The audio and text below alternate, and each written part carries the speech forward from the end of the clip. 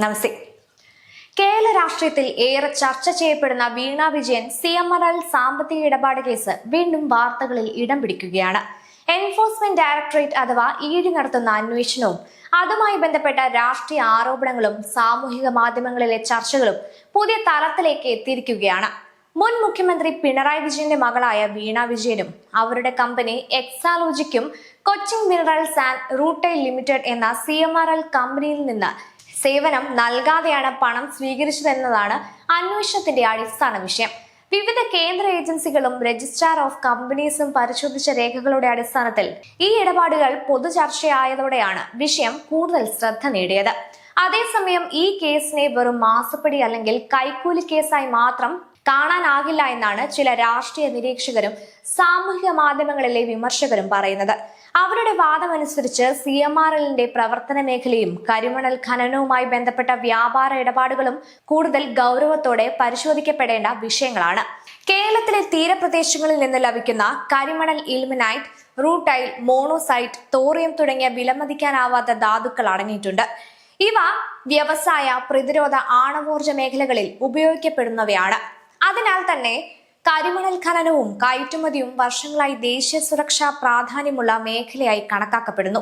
സാമൂഹിക മാധ്യമങ്ങളിൽ ഉയരുന്ന ചില ആരോപണങ്ങൾ പ്രകാരം CMRLന്റെ സാമ്പത്തിക ഇടപാടുകൾ മാത്രമല്ല, കരിമണൽ കയറ്റുമതിയുടെ വഴികളും ലക്ഷ്യസ്ഥാനങ്ങളും പരിശോധിക്കപ്പെടേണ്ടതുണ്ടെന്നാണ് ആവശ്യം. എന്നാൽ ഈ ആരോപണങ്ങൾക്ക് നിലവിൽ ഔദ്യോഗിക അന്വേഷണ ഏജൻസികളുടെ സ്ഥിരീകരണമില്ല എന്നതും പ്രത്യേകം ശ്രദ്ധിക്കേണ്ട കാര്യമാണ്.